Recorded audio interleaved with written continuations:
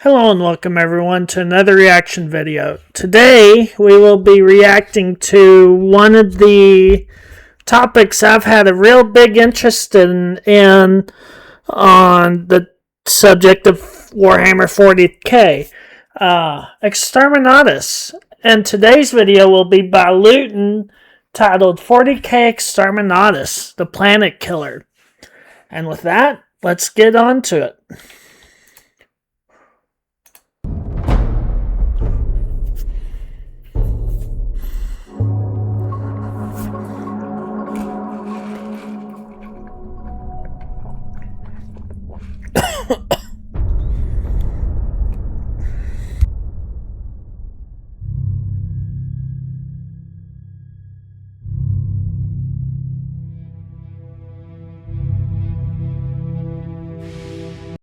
That is a very true statement. Even in today's time frame, I can agree with that.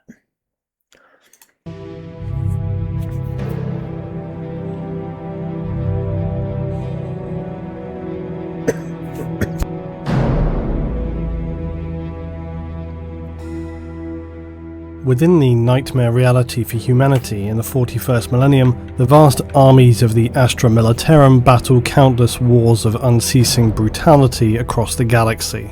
The Imperial Navy support them, patrol the space and systems of the Imperium, supported by the Mechanicus and of course the Astartes. Yet when these or any of the subsidiary forces of the Imperium may find a world that is beyond hope, lost to encroaching Xenos, corrupted beyond salvation, or even just as a firebreak measure, then the Imperium may employ one of its last lines of defense, Exterminatus.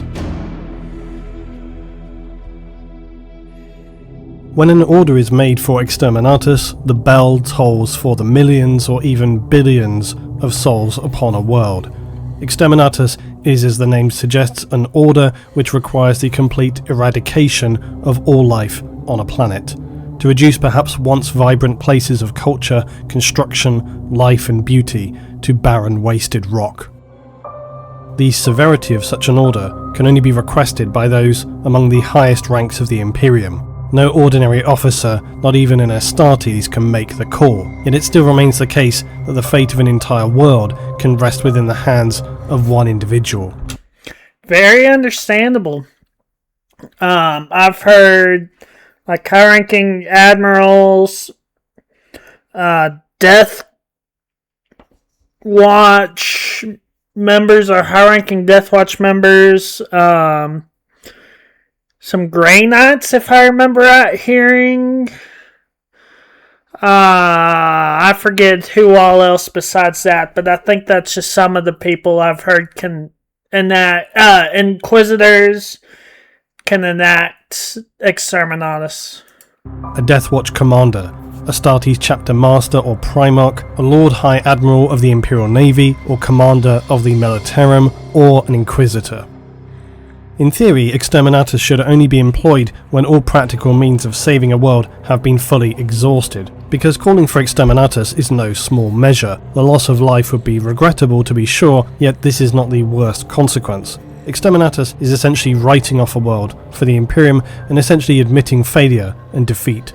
Loss of a world which could have delivered resources and material to the Imperium of Man is not something any would want to see, and while it is undoubtedly a catastrophic and miserable action, it is also a resolute act of defiance in the face of the many enemies of man. Exterminatus has been used to cleanse planets rightfully owned by mankind in the face of unrecoverable and planet-wide heresy, mutation or disease that has spread like wildfire past the point of return, to stop warp rifts opening or when they have already become too severe. It is also employed when Xenos are so entrenched that the planet is considered too costly to recover. This is not especially common because the disposable manpower the Imperium has available is usually more than enough to recover a world. However, if a planet had little importance, then it may be easier to exterminatus a planet than allow an enemy to use a lost world as a springboard to others more valuable perhaps in a system. For Imperial citizens on any planet, Exterminatus highlights the absolute danger of attracting the attention of an Inquisitor of the Imperium to your world. For should an Inquisitor, for example, discover a deeply seated cult on a hive world, then they would rather subject the entire planet to Exterminatus than allow the situation to escalate and spiral out of control. Of course, there are some who say that Inquisitors are their own worst enemy and that their clashing philosophies have led them to start rebellions or unleash forbidden knowledge designed to begin conflicts within the Imperium itself. But any stories of the power plays between these deranged individuals can be looked upon more deeply another day. Call them what you will, sirens or enslavers. Just one witch, unsanctioned, caused the destruction of Hive Scorpius. When one of those things used her brain as a gateway to this world, within 3 days the entire Hive's population was reduced to drooling mind slaves. Within 3 weeks an entire continent was at war, and all because the governor thought his family should be exempt from the Psychic Cull and refused to give his daughter to the Black Ships. Now this quote, I've heard of that story before and was going to comment on it until I finished reading the quote and was like, yeah, that's a governor's story I had heard. Definitely something that in one aspect is understandable, but in another is not, just because of instances like that. Psychic Cull and refused to give his daughter to the Black Ships. Now this quotation will make more sense later, but the logic of Exterminatus is somewhat controversial, although logic within the Imperium, to be fair, is not an especially common commodity. The general thinking though is that it's better that 1,000 innocents suffer death than a single guilty person be left free to spread his heresy. Although billions of lives may be lost during Exterminatus, the severity of the original threat was such that when viewed objectively, countless billions more are saved in the long term. And this may be true on occasion, but it's fairly debatable if this is truly the case. Exterminatus will also be used to obliterate worlds which are lost in other ways.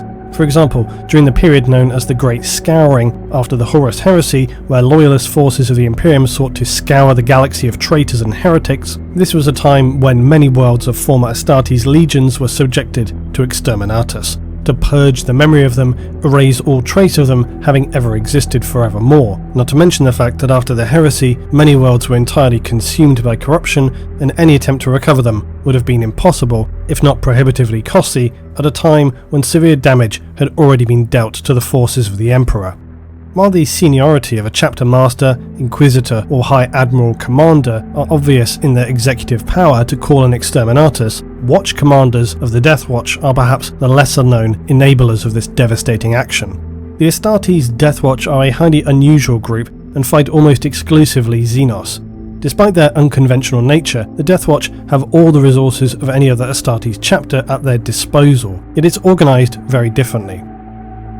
The Death Watch use teams of Marines known as kill teams, which are highly flexible units dedicated to one mission, and consisting of between 3 and 12 Astartes. Their objectives will be assigned by a watch captain, and above him a watch commander, responsible for coordinating all missions and ongoing campaigns in a system. And the watch commander will be among some of the most experienced Xenos fighters within the Imperium. They will likely at least have previously held a rank of a standard Astartes captain, or possibly even a chapter master for a time. Because this is a position of high responsibility, information that's usually only able to be seen by the Inquisition is available to them because they're held in such great trust. The Watch Commander will also hold access codes to the sealed vaults within their fortresses that contain the vast power of Exterminatus, along with likely other dark relics they have recovered that are so potentially devastating they're marked never to be disturbed, such as their unknown and highly feared power from the Dark Age of technology, like for example the Starbane Vortex Cascade Generator. So what methods are used to deliver Exterminatus, and how is it justified? Well, for one thing, because of the variety of threats faced, Exterminatus is not a singular, standardized process. There are several ways to deliver the ultimate devastation upon a world, and the results, though, are equally appalling. Astartes will have a range of options available to them, but they are one of the few who may choose to select a specially chosen team or kill team who will themselves become in effect the executioners of a world. They travel to a planet's surface and will directly deploy a device that will then deliver the Exterminatus. The much more common way to deliver Exterminatus, though, is an orbital strike. Now, orbital destruction is the more vanilla of options for Exterminatus employed by the Imperium. Imperial warships use standard orbital weapons to lay down an ongoing bombardment until the entire planet's population or biological matter is obliterated. And this is definitely the blunter of options. It's also a fairly generalised term, and it could also apply to more specialised atmospheric incinerator or cyclonic torpedoes. They may also deploy powerful thermonuclear missiles to leave the planet an ashen waste, entirely uninhabitable for the future. Yeah, orbital bombardment would be, or not really would be, is definitely one of the more known, not just in 40K, but it is a well-known sci-fi method of dealing with things on a planet. Maybe not always in this massive of a scale, but understandable either way to deal with issues. Likely an ashen waste, entirely uninhabitable for the future. Likely the second most common and signature method by which the Imperium will deploy Exterminatus, though, is via the use of what are categorized as cyclonic torpedoes. This is a general designation for a device which will unleash planetary-wide destruction, usually in the form of a firestorm. This may be nucleonic fire, raw plasma, or extreme levels of radiation. It is essentially a scouring tool that will obliterate the surface of a planet. Whatever the specifics, the result is much the same. Surface rock melted to a liquid state, all organic matter vaporized. Oceans and the atmosphere burned off. The result is complete destruction of all life on the planet. There is another form of cyclonic torpedo, which is known as a two-stage variant. These are essentially a deep strike weapon. Most Exterminatus weapons are designed to just scour the surface of a planet or just below, and this is obviously because most sentient life is going to exist on or just below the surface of a planet. However, on worlds that may be infested with the likes of the Xenos known as the Necron, a planet may have deep underground facilities or tombs that may resist surface devastation, or who, again like the Necron, are completely immune to viral assaults, and this is where the two-stage cyclonic torpedo system will be used. The actual payload of the weapon will be the same, but instead of detonating on the surface, a powerful melter warhead will burn the torpedo deep into the core of the planet, and then when the torpedo detonates its immensely powerful payload, the shockwave will usually be enough to destabilize a planet, often shatter and break it apart from the core outward. This has understandably devastating consequences and should be more than enough to destroy even the most stubborn enemies of man. Another method... I probably paused it too early, but yeah, these torpedoes would definitely be probably a lot more... not a lot more, would be less time consuming than orbital bombardment, and at least with the first one mentioned, please someone correct me in the comments down below, but I believe I've seen somewhere, I forget where, that even after cyclonic torpedo or one of the other ones coming up, a planet might still be reusable as long as it's not a two-stage torpedo. Might, with some terraforming, might be reclaimable. But please, correct me if I'm wrong down below.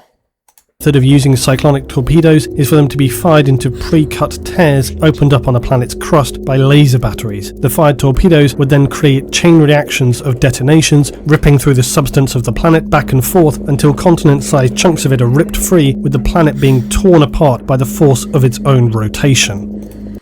I know it's not the same, but that's basically, in a sense, kind of what happened with,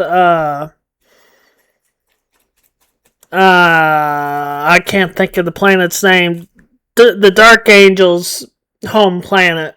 Which I know that wasn't Exterminatus, but with what I've heard and understand of what happened with their planet, this is kind of in a way what happened there. Though please, like I said, correct me below if I'm wrong or getting it wrong or whatever, because I'm still learning 40K facts. Ooh, virus bombing. One of the most well-known means of Exterminatus is achieved via the harrowing use of virus bombs, which unleash what is known as the Life Eater virus, which is fairly self-explanatory. It will spread extremely fast, destroying all organic cellular structures that it encounters. virus bombs will envelop a world, reducing all organic matter to a thick sludge and gaseous state, before an inevitable firestorm is triggered by the Imperial forces in orbit, thereby burning out the atmosphere of a planet. While devastating, virus bombs are not a method of exterminatus guaranteed to deliver 100% extermination. Any individuals sealed in high-grade enough underground bunkers or environmental facilities may be protected and able to survive the virus. Once it has been burned off by the orbiting ships, the planet will be devoid of all life and it would be safe for survivors to emerge. Except of course that the planet would no longer have any atmosphere or life. The virus spreads with extreme speed and can envelop an entire planet, wiping out a population of billions in mere minutes. Now additionally, and not commonly used due to the high difficulty and knowledge required to achieve them, but virus bombs can also be used as a more precision strike means of exterminatus. And this lesser known method uses modified genetic code to specifically target a Xenos race, mutated humans, or even heretical rebels who feature some specific physical trait. Precision virus bombs though are very rare because of the advanced knowledge and facilities required to prepare such a pathogen.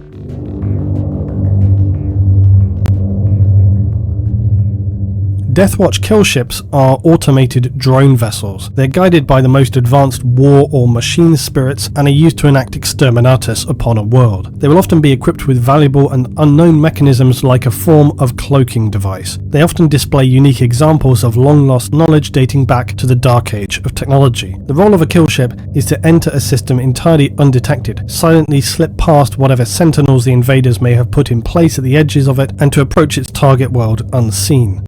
Travelling on silent running, the kill ship will enter orbit, deliver its lethal payload to exterminate all life from a world, and then will slingshot itself away using the planet's own gravity to boost its escape. Even as the kill ship is departing, true apocalypse will be descending upon the doomed world, a final act of vengeance and denial within its wake. Now, I've often seen it said that when the topic of Tyranids is broached, a common suggestion appears to be, why not just deploy exterminatus to a world, and this would surely stop the Tyranids. And it is true that on the face of it, exterminatus in the face of the nightmare and most Xenos of Xenos, the Tyranids, as they descend upon human worlds to strip them then bare of all biological matter, that exterminatus would be the foremost in any loyal Imperial servant's mind. However, while it may appear obvious, it's actually an overtly simplistic solution that does not appreciate the difficulty in dealing with Tyranids. To start off with, you have the problem of the Tyranid's shadow in the warp, which occurs upon or just before the arrival of a Tyranid fleet, and this psychic shadow will disrupt and prevent all communication and travel in a system, and this makes it notoriously difficult to send distress signals for support or even for that support to arrive. So how will you deliver exterminatus when you are not even aware that it's required? Fair. And this is why, when it comes to the Tyranids, something like a standard cyclonic torpedo strike is not able to be delivered, unless you already knew that the Tyranids were going to arrive at that world and you could put your ships in place beforehand. So virus bombs are the next thought, because Tyranids are essentially entirely organic in nature, so this seems obvious. Except for the fact that unfortunately, Tyranids are notoriously resistant to viral weapons due to their nature of adaptation and resistance to other invasive and aggressive biological attacks. In fact, using virus-based or biological weapons against the Tyranids will far more likely lead to them learning of its powers and then incorporating it into their own weapons, which is really something you don't want to do. Yeah, so that's dealing with not a good Tyranids is idea. very problematic, to say the least, which is why they are such a severe threat to the Imperium, let alone their horrific, nightmarish nature. So because of this, unconventional methods may be required to enact exterminatus against an enemy such as the Tyranids. That's if to say the world has already been attacked. If you knew they were coming and you were able to pre-prepare, then more standard methods could be employed. But if Tyranids have already come into a system and you're unable to get reinforcements, this is again where the Xenos experts like the Deathwatch will come in. If a system were lucky enough to have Deathwatch operating in the area, or that they could somehow be brought in and then perhaps reach it via conventional means, the Deathwatch, for example, will use a kill team deployed to the surface of a world undergoing a Tyranid assault to, say, plant powerful seismic charges at geologically detected weak points to then crack or even break a world apart. If this is not possible, they may have to improvise and could, for example, detonate a vast freighter carrying extremely radioactive waste in the upper atmosphere, or even using some means of an improvised weapon to devastate a planet, such as redirecting an asteroid or small moon to fall upon a world, breaking it, not entirely dissimilar to what happened at the world of Cadia, causing environmental extremes untenable even for the most foul of Xenos threats and potentially leading to the planet breaking apart entirely. Now, Exterminatus is usually seen as a hammer to deal with something that has become too problematic for the Imperium to deal with by standard means. However, it may not necessarily always be used in an offensive or aggressive manner, and it's true to say that its devastating and apocalyptic power carries with it a gravitas that is perhaps a true distillation of the destructive nature of mankind itself. Hand in hand with that, even in the 41st millennium, comes the merciful nature of humanity. Now, remembering the quotation earlier, enslavers, for example, are a form of life described as being biological, yet also existing primarily within the immaterium. If they're able to make a breach into real space via the brain of the aforementioned governor's daughter when he refused to give her up as she was an unsanctioned psyker and should have been handed over to the black ships, the consequence for the governor not doing this would be an incursion by an enslaver who within weeks had turned an entire planet into drooling mind slaves that were at war with themselves. In such a situation, Exterminatus, while a power of unparalleled extermination, is also a merciful death blow to a population who are likely suffering beyond imagination. For the psyker themselves, who becomes the original gateway for the enslavers, the process is equally a harrowing one. The victim's body is transformed into a bloated, distended abomination and becomes a dark, pulsating gateway with an abyss at its core. And through this void portal is how the enslavers will pour into the material realm and begin enslaving the minds of any sentient beings.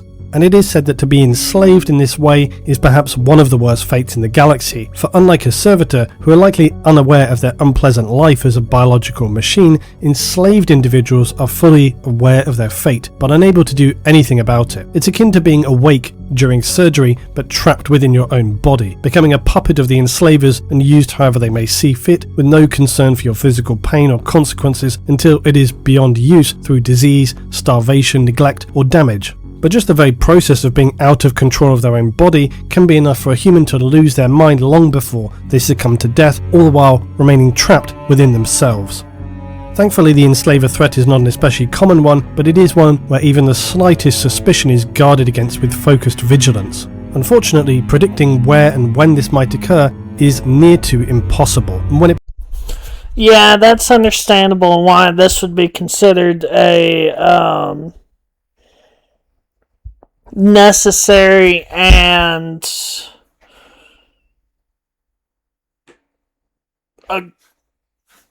a reprieve. That's not the right word. I can't think of the word for the people on the planet. So I can agree with Luton here. Unfortunately, predicting where and when this might occur is near to impossible, and when it begins, it will escalate extremely rapidly. And this is why Exterminatus can be used mercifully in such situations, for it is a blessing to be saved from the nightmare existence and vast suffering that will be delivered upon the innocent on a world unfortunate enough to become enslaved. And in these situations, Exterminatus really is the lesser of two evils. Now, while Inquisitors are known, of course, to often be more likely to deploy Exterminatus than any other, there are those within the Inquisition itself who lean more heavily towards this as a method to defend against the darkness. They are known as the Monodominants, and they would originate from the 33rd millennium and begin what was declared to be the right of man to rule the galaxy in the Emperor's name. This was essentially a declaration that the only way the Emperor's servants could survive the galaxy would be if everything else were to be destroyed. A fairly extreme worldview, and one not shared by many at the time. It was attributed to an aging Inquisitor suffering in essence a mental breakdown and having lost faith in humanity. However, it would be later revived and lead to a more shared view of the simple goal to destroy forever the enemies of the Emperor. And this may seem something that already exists within the Imperium, except that the Monodominants have an even more extreme variation on this theme. They have no tolerance for any kind of subversive or wayward behaviour. There are no excuses, no extenuating circumstances, and the only punishment they know is death. Because of this, the Monodominants are especially militant in nature, as Inquisitors go, and would be far more likely to declare Exterminatus than most other Inquisitors. And this highlights, as I said earlier, the extreme danger to all worlds in the Imperium when it comes to Inquisitors, because they answer to no one other than themselves. Their original purpose has been somewhat distorted, and they now can be more than somewhat counterproductive. Mono-dominant Inquisitors especially are ruthless, unforgiving, completely inflexible, and highly intolerant. And this is only compounded by the fact that their confidence in themselves is entirely unshakable. Engaging them in any kind of debate and discussion is a wholly pointless exercise, because they leave nothing but misery and destruction in their wake to cleanse the galaxy of all the enemies of man, in their own minds saving humanity from itself. But if they encounter other Inquisitors who do not share their quite severe views, they are just as likely to declare them too soft and unfit, and then declare war on them too. Thankfully, the mono-dominant Inquisitors are few in number and seen as being highly ignorant and narrow-minded by the majority of other Inquisitors, and that generally speaking they deal more damage than they prevent in their quest to save mankind with their extreme views and actions. What's the name of the Inquisitor, and does he fall into this category? My mind is drawn to an Inquisitor that was doing Exterminatus on planets ahead of a Tyranid fleet. I can't think of the guy's name. It's been a while since I've heard that story, but would he fall under this category? And Luton might talk about him. Or would he not fall under it? Let me know down below. They prevent in their quest to save mankind with their extreme views and actions.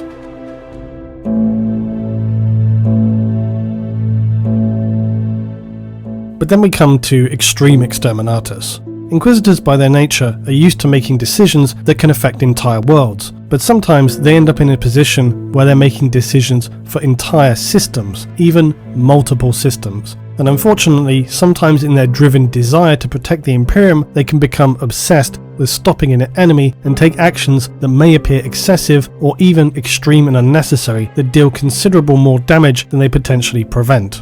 Now within that context, one cannot fail to mention one of the most devastating events in the history of Exterminatus, in the actions of the infamous Inquisitor Kryptman. Toward the end of the 41st millennium, one of the largest Tyranid hive fleets ever... Never mind, this is the guy I was thinking about, I'm pretty sure. So, I get my answer. But still, let me know your thoughts down below. Toward the end of the 41st millennium, one of the largest Tyranid hive fleets ever detected by the Imperium would descend upon the galaxy. The Tyranids had already launched multiple other assaults and would use this gathered information previously to build their experience and engage in a campaign of devastation so far unseen by the Imperium of Man. Inquisitor Kryptman, who at this point was already well regarded as an expert on the Tyranids, would alert the High Lords of Terror about this new hive fleet. But by this time, many worlds were already being lost and enveloped by the shadow in the warp. At first, Kryptman would look to the world of Cordilis, which appeared to be one of the next planets in the path of the Hive fleet. And despite Imperial Navy objections, Kryptman would declare and succeed in carrying out Exterminatus to the planet, wiping out its population of billions with virus bombs. The catastrophic level of civilian deaths, along with Kryptman's twisted lies to the Ultramarines, enraged many. And despite the catastrophic loss of human life on the planet, this was an initial defensive success.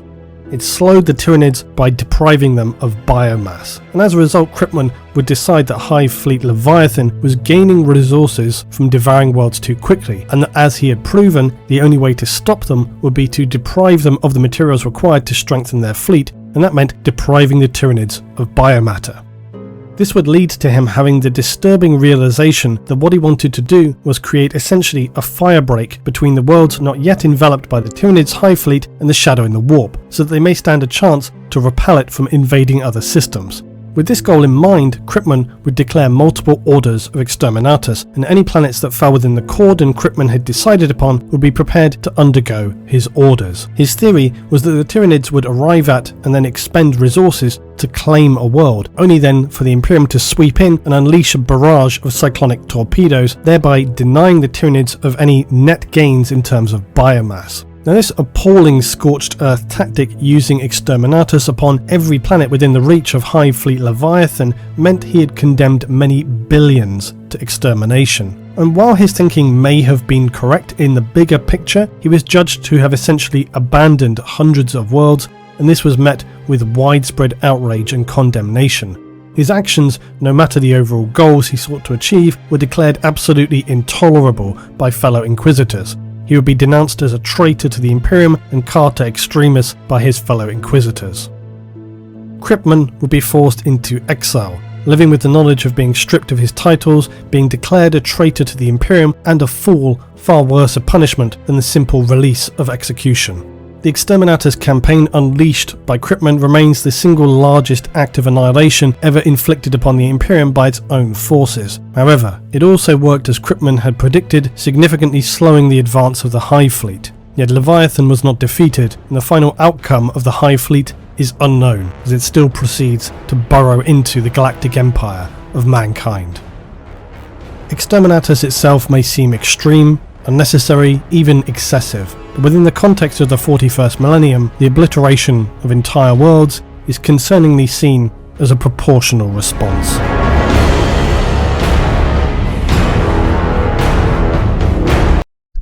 Yeah, I can agree with that.